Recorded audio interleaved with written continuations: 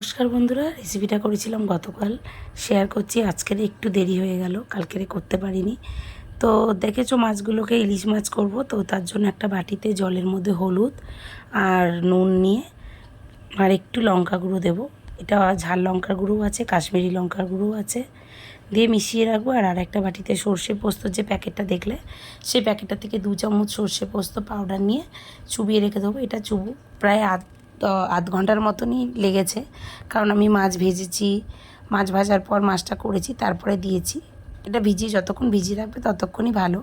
তো আমি যে 2 চামচের মতো নিয়ে আর চুবিয়ে রেখে দিয়েছিলাম। আর ওদিকে মাছ ভাজতে দিয়ে দিয়েছিলাম ইলিশ মাছগুলোকে। ইলিশ মাছের মাথা বাদে যে মাছগুলোকে নিয়েছিলাম, সেই মাছগুলোকে তেল গরম করে তেলের মধ্যে ফোড়নে দিয়ে দিয়েছিলাম কালো জিরে আর কাঁচা লঙ্কা দিলে ভালো হতো, কিন্তু কাঁচা লঙ্কা আমি লাস্টে দেবো, তো আমি কাঁচা লঙ্কাটা প্রথমেই দিইনি। তো কালো জিরে দিয়ে খুব ভালো করে তেলটাকে গরম করে নিয়েছি। এবার ইলিশ মাছগুলোকে দিয়ে কিছুক্ষণ পরই উল্টে দিয়েছি। খুব বেশি ভাজিনি, দেখেই বুঝতে পারছো একদমই ভাজিনি।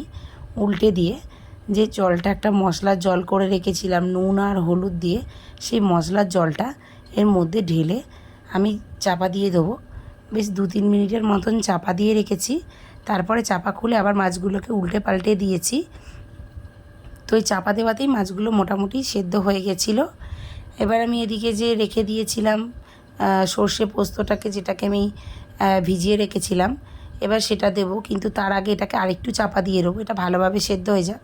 কারণ সর্ষে পোস্তটা দেওয়ার পরে বেশিক্ষণ আমি ফোটাতে পারবো না, তাই আমি এটাকে চাপা দিয়ে রেখেছিলাম। আবার 2-3 মিনিট খোলার পর আমি 2-3টে লঙ্কা দিয়ে দিয়েছি, দিয়ে দেখলাম মোটামুটি মাছ সেদ্ধ হয়ে গেছে। এবার আমি যে সর্ষে পোস্তটাকে গুলে রেখেছিলাম সেইটাকে আমি দিয়ে দিলাম। দিয়ে বেশি না, ওই 1 মিনিটের মতন ফুটিয়ে নিয়েছি। ব্যাস রেডি হয়ে গেছে। মাছ তো আগেই সেদ্ধ হয়ে গেছিলো। আর এখন এই সর্ষে পোস্তটা দেওয়ার পর রেডি হয়ে গেছে। তো রেসিপিটা ট্রাই করো, খুব কম টাইমে হয়ে যায়।